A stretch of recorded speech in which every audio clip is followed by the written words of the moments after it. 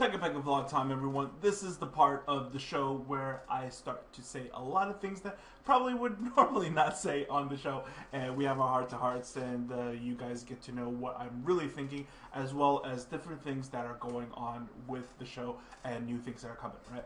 Okay, so TPC. I went to TPC. TPC, Tobacco Plus Convenience Expo. Okay, so this was a big business-to-business expo. Not too many people there. It's not open to the public.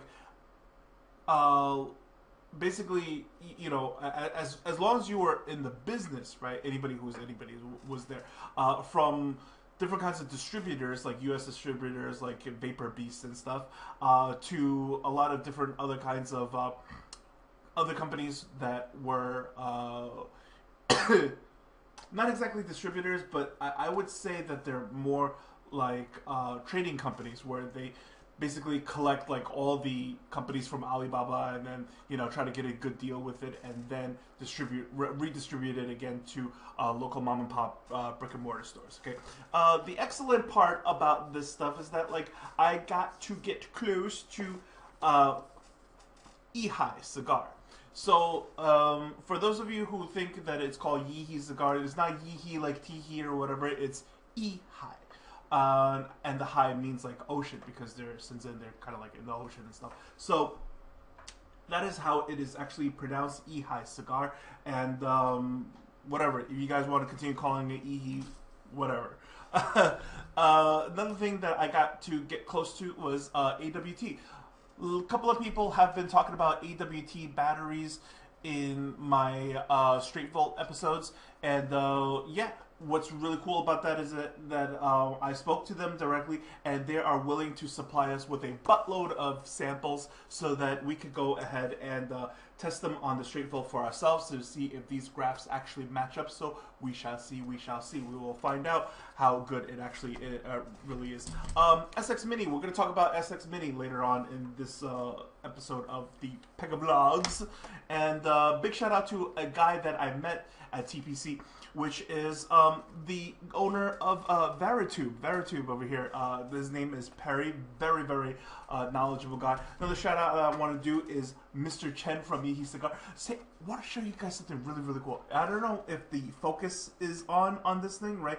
But if you look at what it says under Mr. Chen, it says boss. How awesome is that to have not only a well-known company, but also the word just boss on your business card. So, before we get into the show, I want to do a quick rant about something right here. Okay, let me bring this up. Kanger Tank, right? Kanger Tank and the Sub Tank, and then Aspire with the Atlantis. So, a lot of people have been talking to me about this, and then you guys have seen all the videos out there, right? And there's a reason why I put this in the vlog, because I don't want to get torn apart in an official video, but I will tell you my true thoughts behind the scenes here, because only my subscribers watch the Pega Vlogs, which is actually where a lot of the important stuff is, while everybody else is just like perusing around, like, you know, reviews and stuff, and maybe you'll pick up something, maybe you won't, but here is what I'll give you the real scoop on something. Okay. I have an extra sub tank over here. I will be giving this away. I need a reason to, so I think I'm gonna do like a pop quiz or something like that. And people who submit the answers, and you know, whoever gets 100 first, that will get the Kanger sub tank. I want to make sure that people learn something and take something away from the show every single time they watch the show. You know what I mean? Regardless of if you win a prize or not, still want you guys to take away something. You know, I'm very big on people not being empty-handed. Anyways, so here we go. Let's talk about these two. So the sub tank and the Aspire Atlantis and the sub tank, right? Okay, crap and the crap. Okay, so let's get into why. All right. It is not my personal opinion. It is my professional opinion, as well as a scientific outlook of this, of why this thing is thumbs down. Okay, thumbs down for both of them. Number one, right? Little PSA out there. I really don't want you guys who are my subscribers, other people, you believe what you want to believe, okay? But for you guys who are my loyal followers and stuff, will know, okay, that do not get sucked in to the wow factor of a fill and go tank being able to blow a cloud. So frickin' what? Okay? And let's get into how and why. Number one, okay, this thing does not use a the coil over here, right? You know, blah blah blah here, blah blah blah here, blah blah blah, all this stuff, but it won't tell you that it is a ceramic wick until you really ask about it. I don't like that. You know, they should have just been open about it, but at the same time, you cannot, in good conscience, recommend ceramics to people because they're not safe to vape on. There, I said, I'll be the first to say it. I don't care. They're not safe to vape on. I don't care what anybody says. You could do it and you could get away with it. You could do a lot of things and get away with it, right? But at the end of the day, certain things that are not safe, they're just not safe. Okay. As opposed to like what vaping on other things or doing other things or performing other tasks, right? You want to do the stuff that like 100 times out of 100, it's like nothing's gonna happen. You don't want to do the ones where like, yeah, well, you know, like when I do it, like, you know, I don't get anything, and then, but you've seen the reports out there, right? I don't have it right now in front of me, but I remember the moment that I got the Aspire Atlantis and then I tried it, scratched up my throat immediately. I don't want to do a whole big he said, she said, blah, blah, whatever. But I did read a lot of articles about, like, you know, the ceramics inside flying out, et cetera, et cetera. And then a lot of people rebuilding this thing to make it safer and, you know, to rebuild it into cotton. But the whole point of this thing is to use pre-built coils. The whole point is to not have to rebuild them. Great, you could rebuild them, but the whole point is to not rebuild them. And then at the same time, I have no idea who the hell they are for. Because, think about it. If you are a tank person, a real tank person, this thing only holds 2 mils. Every single other tank that we own, right? What do you think of the 2 mil and under tank? Everybody's thumbs down, right? Because it's too small. If anything, back in the days, well, I shouldn't say back in the days, couple of months before that, right, the Aspire Nautilus got rave reviews. What was the biggest review one? It wasn't exactly the way it vaped. It vaped better than, like, let's say, you know, a Pro Tank 1, Pro Tank 2s and stuff like that. It was a step closer towards rebuildables, but still not there yet, okay? But what its biggest rave was about was its 5 mil capacity. And that's pretty much the sweet spot for everybody, isn't it? Like 4.5 mil capacity, 3 being acceptable, 2 being completely unacceptable. I watched a couple of reviews of people saying like, oh, it's only 2 mils, but you know, you just fill it up again. What are you talking about? The whole point is so that like we don't have to carry all that juice with us or whatever. I could carry 1 tank, 5 mils, 4 or 5 mils, and you know, I know I'm going to be set for the day. I know that's my amount, you know. I don't have to bring this and then bring another bottle with me and then refill it on the go. What's the point? Then why not make it 1 mil? Who cares then, you know? You should absolutely make a difference. Now, some people are going to say, yeah, but Peg, they make the blah blah blah whatever. Okay, then great. Now they finally got it right. So then you should absolutely go ahead and buy that one. But if you have to buy this one and then buy an extender for it, now that just makes a crappy item. Okay, if this thing comes in like, you know, an extended version, like the whole thing is just extended, and then that's something different. But still, at the end of the day, I cannot recommend a ceramic item to anybody because it will hurt you. Okay, so as far as turning this thing up, a lot of people talk about like this and that. Most people leave out exactly what you could crank it up to, okay? And the answer is close to 40 watts, depending on your PG-VG mix, okay? I would not recommend this thing anywhere past 38, but I guess you could probably do 40 watts, no problem, if you had, like, you know, a very PG-ish juice. Okay, so that's enough with this thing, okay? The capacity is not there. The wick is wrong on this thing.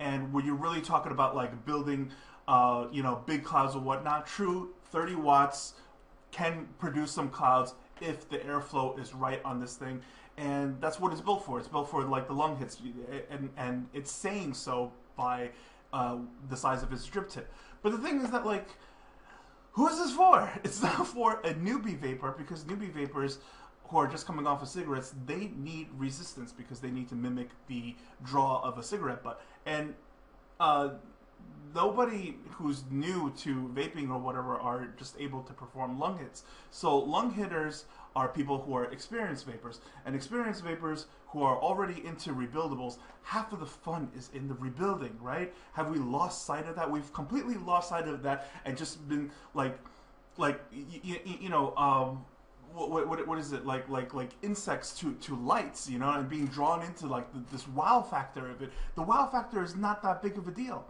because have we forgotten that the whole point of like rebuilding and wicking and stuff is like, you know, king of the hill, climbing the mountain, socializing with our friends and stuff. Try my build. No, you try my build. And you know what I mean? Hey, that's a pretty good build. Hey, that's a, you know what I mean? Half of the fun is that. So this thing over here drives me insane. Game over for the pro vapor cloud chasers, and like, you know, oh, like all the tools or whatever are just, you know, good to go to the garbage now.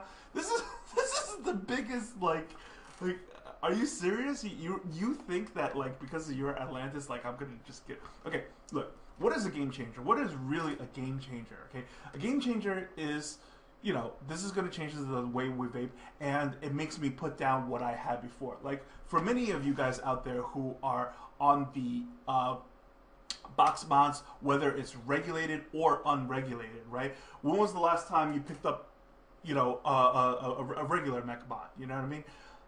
Not as often as if you are really into a box mod, right? So that's what made one thing like a game changer to another. How many of you out there bought an Aspire Atlantis and then just ignored the rest of your tanks? None. Because you're just like, hey, I just use this thing now, man. I don't even use my old tanks anymore. No way, dude. If you have like a Genesis and a good dripper and you know, every single item that you have does something special, and this is just, you know, something else. But this doesn't like take over what the other stuff is. So the same thing goes for the sub tank, right? Sub tank, 6 mil capacity, great. But what is the biggest problem about the sub tank? The sub tank, first of all, this thing is 25 millimeters. Now, for those of you who are like, Peg, they came out with the 22. Okay, great, fine. They came out with the 22, but what does that really say? It says you knew it had to be 22. You tried to get away with this bullshit. And then people were like, why is it not 22? And then you're like, here you go. There you go, 22. Okay, so I'm going to click on this thing. I'm going to show you the biggest problem of this, right? And it's right here. It's right here where the RBA and the pre-built coil is, okay? If you look at the wick hole of the pre-built coil, okay, and you look at the wick hole of the RBA coil, all right, what does that tell you, like, right away? Okay, it's so small over here. There is no way the wicking action is going to keep up with the heat in the RBA. So what's going on? What's going on is that, like, no matter how you build the RBA, you are set up to fail. That really gets on my nerves. Okay, meaning that there is nothing that you could do with this RBA that will ever outperform this OCC over here. Okay, this will never outperform this. So what is the point of this? Why even give me this? And if I'm going to buy anything Kanger or whatever, like, I'm already, you know, used to the idea that, like, we're going to be doing pre-built stuff because that's what Kanger built its name on. So, you know, I'm never going to really go in that RBA route, right? Unless they specifically build something RBA, like, you know, I'll get it for a review. I'll tell you guys what's going on and whatnot. But the thing is that, like, once you give me the option of both, and this one is clearly going to be inferior to this no matter what I do, and you're a company who's all about the pre-built coils, what the hell is this all about? Okay, now, here's the worst part about this, about the bigger sub tank. Okay, in order to switch from the RBAs to the pre-built coils, right? You have to change a lot of the assembly on the inside, okay? The upper cap, this part, like, you know, the chimney, like everything's got to be swapped out. So that's a lot of parts in here that I'm never going to use because it's called a sub-tank, right? Why did I get this thing? I got this thing specifically because I'm looking for that sub-ohm performance. But in order for me to achieve the best sub-ohm performance, I have to be using this type of coil because building my own coil, will definitely be inferior to this.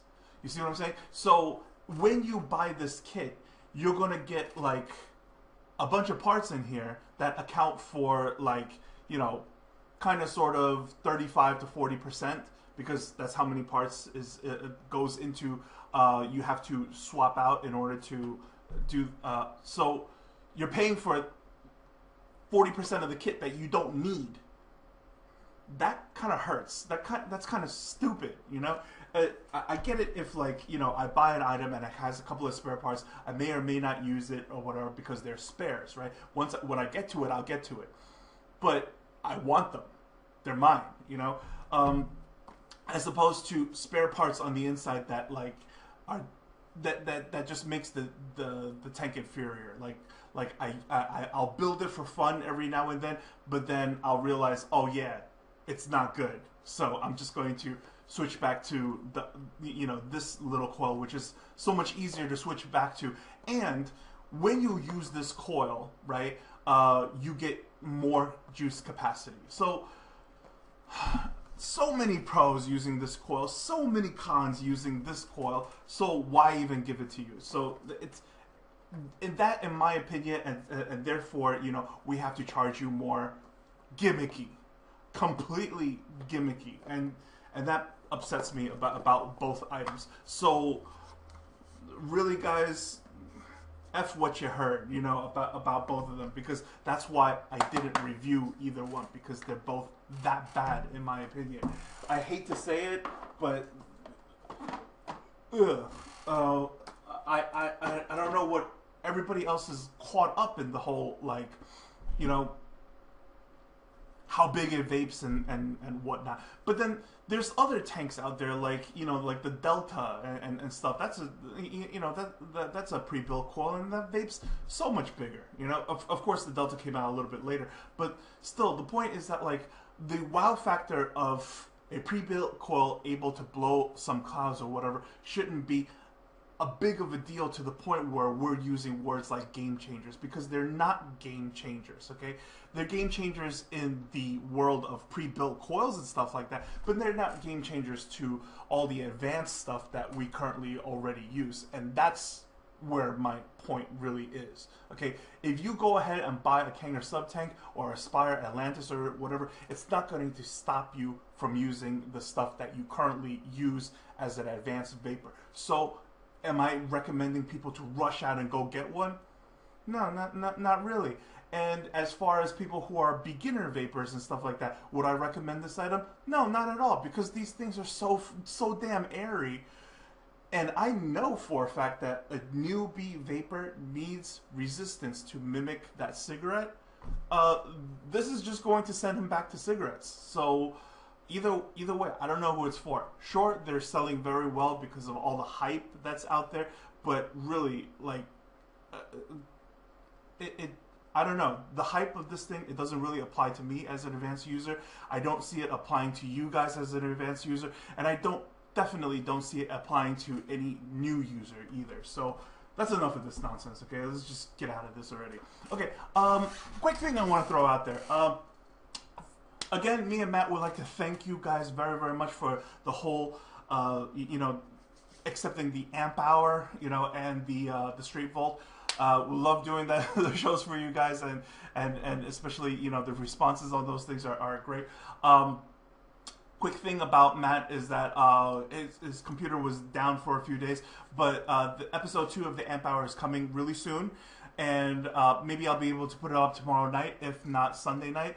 And the Amp Hour episode 2 is going to have Matt explaining the specs of batteries and where do they come from, its origins and how they're calculated. So it's going to be a lot of cool stuff about, like, you know, the voltage input, output, and the C rating, and, you know, where do you get it from and stuff like that. Okay, so I'm sure a lot of questions are going to be answered through that. So really cool. Made him discuss a lot of different things that were basically, you know, on the same page with a lot of stuff. Okay, so let's not get too far ahead of ourselves, because we did say that we're going to announce the winner of the Cloupor Mini. So Cloupor Mini, real quick, right? What was the acceptable answer? Both Matt and I unanimously came to the same answer. Okay, we're going to accept a 1.6 or 1.63 for the coil build. I don't care how you do it. It's going to be 1.6 or 1.63.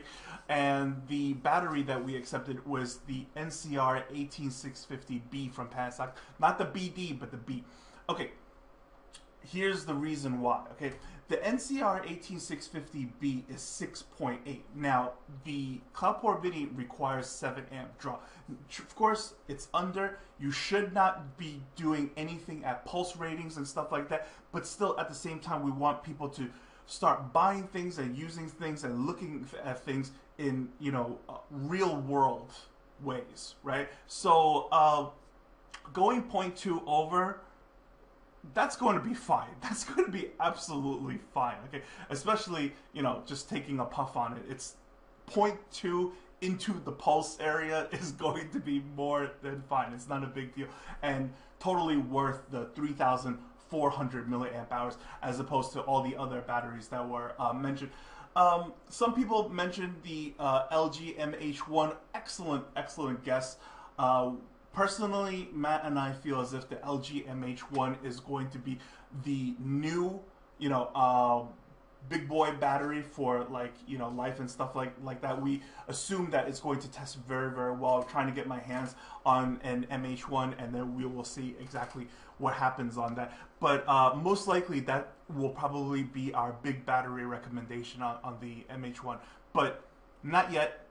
Let us test it before we go ahead and confirm that kind of information. So Ernie Urgello over here, you are the winner of the Cloupor Mini in silver, and go ahead and PM me your address and we'll get that to you. Okay, so yay to Ernie Urgello, you are the winner. So quick thing that we want to put out there, okay, as far as unregulated box mods. Okay, so there's basically 3 things in the world, all right, as far as box mods is concerned. As far as categories, okay, there is your box mod that is a mechanical device. This is a Dimitri in my hand. I will be reviewing this item for you guys soon enough, and it's a mechanical mod. You can see that there's not really any circuitry inside, and it is what it is. It's just, you know, a copper button and a 510 connection, and it fires as is. Now, the mod that you see over here, okay, this is an unregulated box mod, but this guy has a MOSFET in here, which is not bad. However, what's scary about this thing, right, is with his 14 gauge copper wires and stuff that he, like, bent into shape, etc., right? This is still no good. Okay, this is still reasonably dangerous. Okay, this depending on what and how he does, etc., okay, and here's where I want to explain something to you guys. Okay, and it's going to be a quick and simple explanation. And some of you super nerds out there are going to be like, duh, and then some people are going to be like, oh, I get it now. That's actually a very good explanation. Okay, a mechanical mod means that, like, we manipulated the shape of the mod in order to accommodate the batteries to fire an atomizer. Okay, so there's not really any wiring or whatever. Like, it's the shape of everything. That's why tube mods are mechanical. There's no wires or whatever. It's the shape of everything.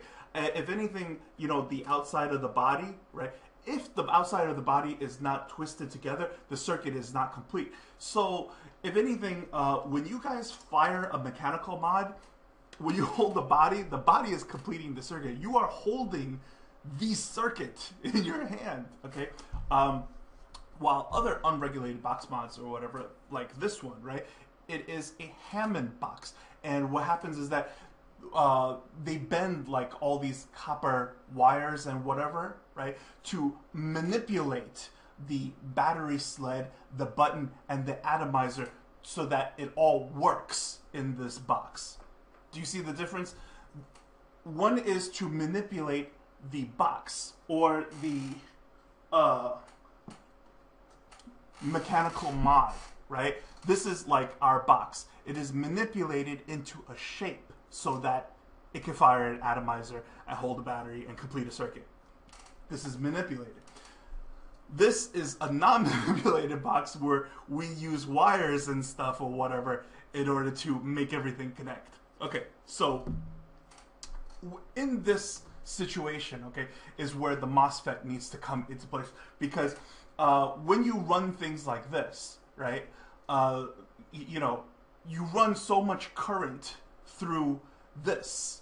See what I'm saying? Because when you're using a mechanical mod or something like that, when you run the current is running throughout the whole body of the mechanical mod. You see? So it's, of course, this is much thicker than a wire.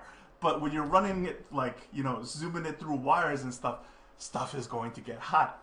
And people who are talking about like 20 amp, 30 amp, 40 amp, 50 amp, 60 amp switches, they simply don't exist. And you need a MOSFET in order for that to happen. Now, in this version, right, it's still a little bit, you know, not safe, right? Because none of the copper over here is going to be insulated or anything like that. So eventually, you know, when patina sets in and stuff like that, it's not going to hit as hard, or many other things can happen if like too much current goes through this stuff. Then you could have a little bit of arcing. And what arcing is like this. The lines over here, right, are kind of like lanes of traffic, okay? And when there's too many cars going through traffic or whatever, some of the cars are going to get impatient and just like, you know, find the next line of highway it can and then just drive on it, you know? So you see how close these two things are? If enough current is being forced through, right, and this thing didn't have a MOSFET and whatever, it's very highly likely that, like, you know, positive current can jump on top of like a negative rail, you know, and that could cause like a dead short and things like that. It's scary, you know, especially to have stuff open like this. Another thing to notice is when you have like copper mods and stuff like that. If you have an older copper mod and then a newer copper mod, the newer copper mod might hit harder than your older copper mod simply because it's not cleaned.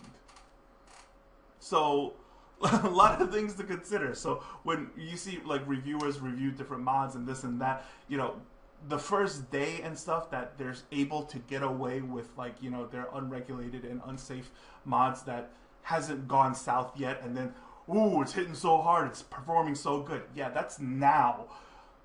Give it, you know, anywhere between like a week to a month to maybe 3 months down the line, something might fuse together, something might go wrong, and you don't want to be the user when that happens, okay? So just a little quick thingy right there. Okay, here's something else I want to share with you guys. Oh, this is sweet. Remember back then I did a PVA product spotlight on the Enjoy Artist Collection because I don't do juice reviews. In this review, I don't even puff on the juice because I don't do juice reviews. I don't care what it tastes like. It is about the company and is about, you know, what they do and why we should support it, because at the end of the day, I still feel as if like Enjoy is always going to be part of the fight. When they get subpoenaed and dragged to the court, every time they beat the FDA, we get a free ride. So the fun part about this is that Eric Chesson, the VP of vaping of Enjoy, contacted me, and then he spoke about like, I wanted to personally let you know that we have officially released our line in 3 milligrams. Remember we talked about like, hey, juice lines should all have 3 milligrams. because you can't just go from 6 to 0 and that's it. It feels as if like you guys are not supporting the step down process, and it's like, you know, I need you guys to be addicted to it or you're not going to buy my juice anymore or something like that, right? And they hurt us, and I feel as if that gives us kind of like a little win, you know? What goes on this show matters in the world. The things that we talk about, the comments that you leave matters. And we are heard. And we are heard by people who matter, you know? So this is kind of like a little win for us that like they want to continue hearing, listening to the community and doing the right thing. This also brings me back to the same time where, like, you know, I did a little thing for Ace Smoke, where in this video over here I talked about how, like, look, there's no atomizer on this thing because this is a meter, so there's no atomizer on this thing, but it still fires. And after I had a little chat with them, they went ahead and did the fix for it.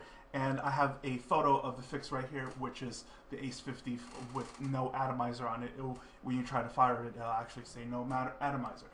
So little wins here and there, you know. I really dug that. Anyways, so next thing is that E-cig cigar. Okay, so talking to Perry from Veritube, right? Perry, super duper cool guy. He is this is his website over here, so shout outs to him. And this is his newest item here. Okay, this is the smooth one over here with this smooth top, but he does like the spring-loaded connections and stuff, kind of like Fat Daddy vapes. So I met him and he gave me a handful of them over here. So I have a couple to give out, and I'll mention it in another video of how you could get your hands on one. Because I plan to give away at least 3 of them. So, yeah, he is also kind of like a official distributor of E-cig products and other kinds of mods and stuff, the SX Mini, etc., etc. So they hired him to be the tech guy at their booth at TPC to speak to. So I got to sit down with him and we had a long conversation on stuff, and you know, I got him to talk a little dirt, which is, remember when we spoke about the SX330 chip, which is the chip that's found in IPVs? All right, the IPv3 specifically, right? And then I said to him, right, I'm like, look at this thing, right? So the input voltage of this thing is 6.2 to 8.5. That would suggest a series stack.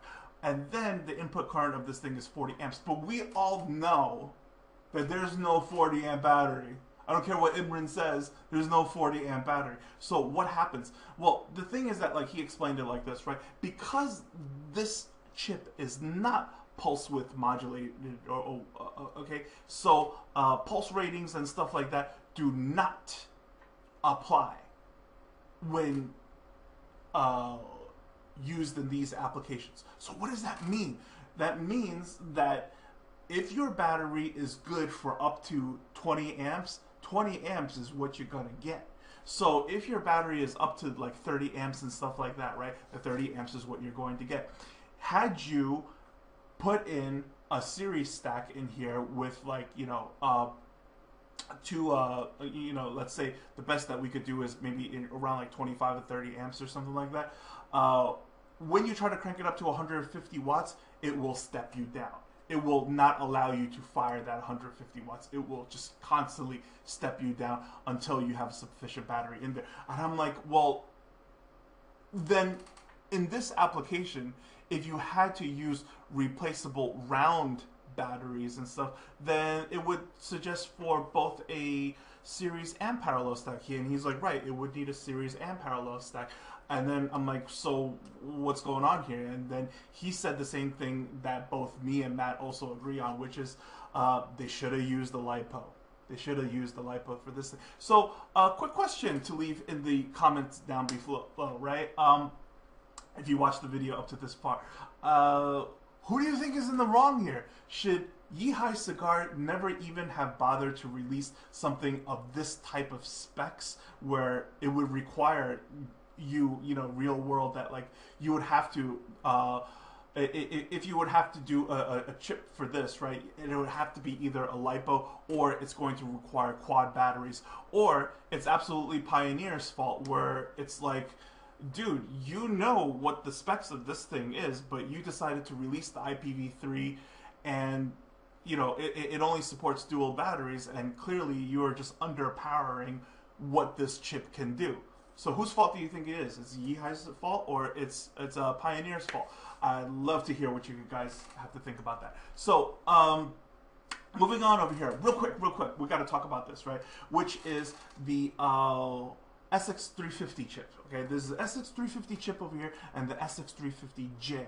All right, the SX350 chip, although it's called the Mini or whatever, right? This is actually their flagship model. Even don't let the Mini fool you. The Mini don't mean nothing. Okay, this thing has all sorts of controls on it. You could tilt it in order to it has all sorts of stuff, including a bypass, so that if you run this thing in a mod or whatever, let's say you're a modder, you could have this thing toggle from regulated to mech mod mode. So the biggest selling point of this thing, right, is the stackability of the batteries depending on how you want to do it. If you guys go ahead and rig up this chip with one battery, then it will fire anywhere from 5 to the 60 watts. If you go ahead and stack the batteries so that the batteries are in dual mode in series, right, then this thing can crank up to 120 watts. Okay, assuming that we have the input current of 30 amps. So, to my knowledge right now, 30 amp batteries, not too many out there.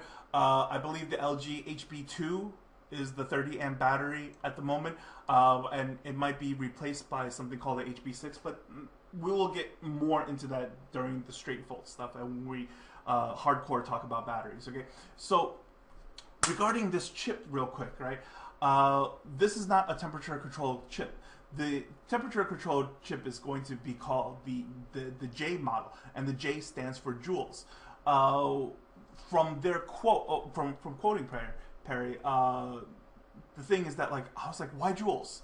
Because I want to know what their thoughts of it is. You know what I mean? I of course I know what a joule is. A joule is another measurement of heat. But the thing is that they feel as if once the thing is set in joules, then you are really controlling heat, which is basically exactly what John from Evolve initially said by controlling wattage. When you control wattage, then you are controlling heat. While even earlier than that, with an ego twist and stuff like that, we were just controlling voltage. So we went from voltage control to wattage control to temperature control to now joules. Okay, so in the joule setup over here, what happened is that when he fired the sample for me, okay, he had it set at 50 joules, and when it was set at 50 joules on a nickel build, the chip 50 joules flat, but it was fluxing at between 460 Fahrenheit to 500 Fahrenheit, and I don't know, it's just another way of vaping on.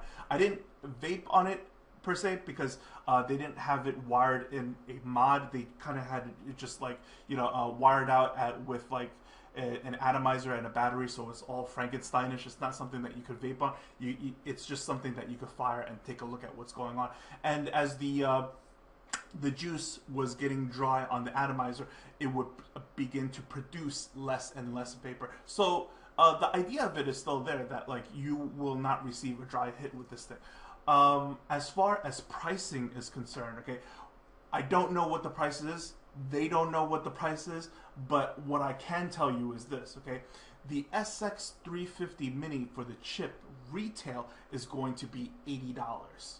So for the SX350J, you can just have an idea of, it has the exact same things plus the temperature control in joules on top of it. And I am predicting $300+ worth of mods. Doesn't matter if Hannah does one or Vapor Flask does one, or whoever uses their shell in order to support the 350J chip. I think that this is going to be the chip of the future, but it will make a mod cost $350 to $400 though. That's the only downside to it. So I hope you guys enjoyed this month's Pega vlog, and I'm going to go ahead and leave you with this very, very special WTF moment. I want to smoke, but I didn't have a lighter.